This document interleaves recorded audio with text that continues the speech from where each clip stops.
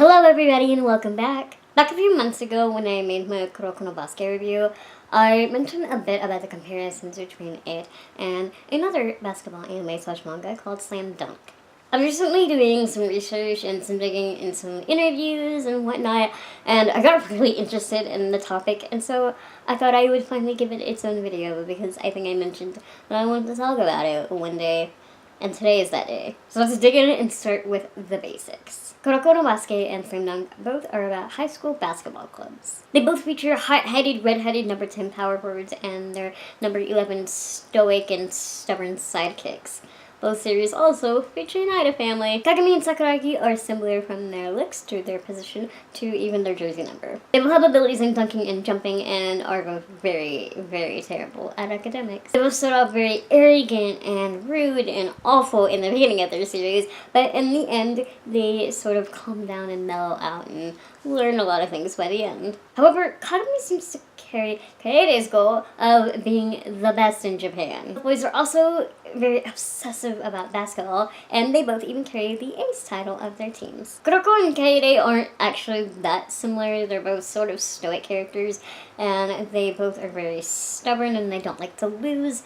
And that's really about it. If you wanted to dig a little deeper and pick out some other similarities, Chihogo's Captain Takanori and Senran Kiyoshi are actually a little bit similar. Both of them to be really incredible centers that had really serious injuries that affected them, but they both persevered to bring their teams to the national championships. Kiminobu and Takanori's relationship is a bit of a mirror of Hyuga and Izuki, who were both friends in middle school prior to their high school experiences, and respectively, they both became the vice captain and captain of their teams. Miko resembles her Slam Dunk namesakes a little bit. She has a bit of a similar short-haired hairstyle going for her, like Yadori's, and she has a bit of the manager/team-like qualities of sweet little first-year Hakoichi.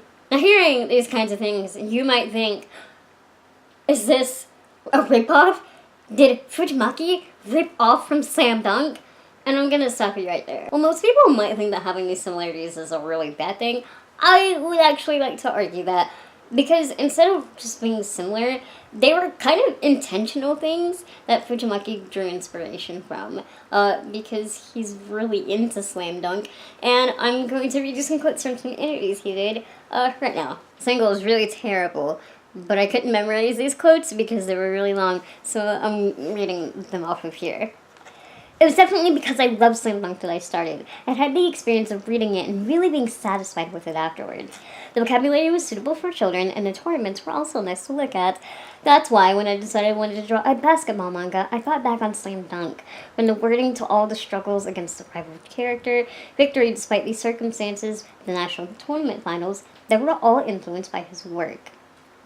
And in a separate interview with Hunter x Hunter and Yu Yu Hakusho's Yoshihiro Togashi says, when talking about basketball manga and WSJ, Slam Dunk has a very strong influence, so it must have been hard to be compared to it. But you like Slam Dunk a lot, don't you? And then Fujimaki, of course, replies, that's right! For Slam Dunk and Hunter x Hunter, I read them all until I can recite all the lines properly. It's pretty obvious that Fujimaki's like a really big fan of Slam Dunk. It shows throughout his little tributes to the matching numbers of its protagonists, to even some similar art covers just in style that I noticed. Personally, I really enjoy these kinds of similarities because I think that we draw inspiration from the things that we love. Besides these little tributes and being about high school basketball, I actually find that these series aren't really all that similar. While Slam Dunk can be a bit more realistic, I find that Kurobas tends to be a bit more rule-breaking and a little bit of almost pushing the laws of physics, and things like when Kagami jumps like 100 feet into the air to make a slam dunk, or, you know, when Midorima is making almost impossible full-court shots, or this, just this.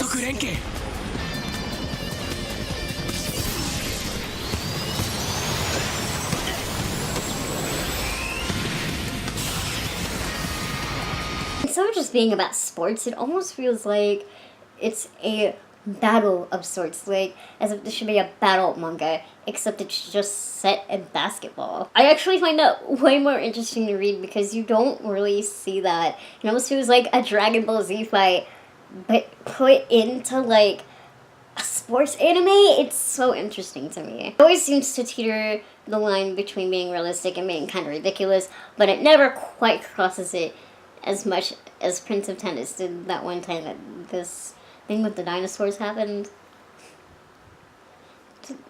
I mean, come on, guys, come on. I feel like if we're gonna talk about one unrealistic sports anime, it's Prince of Tennis. And I feel like putting on a Kuroko, not fair when that happened, you know? One other thing that makes Kuroko stand out from other sports anime, in my opinion, is that its main protagonist isn't really aiming to be number one. Kuroko's main skills rely on him being invisible and really just in his passing, and he's really not the overzealous, over-energy-filled, hot-headed protagonist that we see in a lot of sports anime now. Instead, Kagami gets to carry all of those great traits and wanting to be the best in Japan and being overly aggressive in everything. Kuroko's entire goal kind of revolves around making the people that wronged him acknowledge him, and it's all kind of petty, but I think that's what makes Kuroko so different and interesting to read or watch.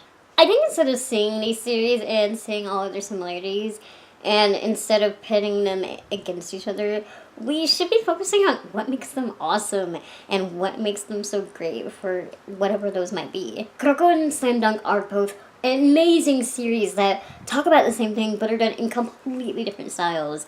And I just think to use those traits that are kind of similar as an excuse to make them fight about who's better, what is the better sports anime, is stupid. And I think just watching them and enjoying them for what they are is a way better use of everyone's time. This is like way longer than it needed to be, but I got really interested in a research into looking into these sorts of things, and I'm gonna talk about it on video some more. I hope this was enjoyable, at least a little. I might do some more Kuroko analysis stuff, just in general in the future because I like talking about the series. It's just an idea I've been toying with, and I don't know, tell me down below what you think about it. If you like this video, make sure to give it a thumbs up, and if you're not subscribed, feel free to do that, and if you are, you should hit that little bell because YouTube is awful and doesn't tell you when your subscriptions update anymore, which is terrible, and you should just do that if you like this and if you want to see more of this kind of stuff, because otherwise I'm just going to be reading a lot of Slam Dunk and reading more reels so that I can just become the ultimate source on basketball, manga, and anime. I'll see you guys in the next video. Bye-bye!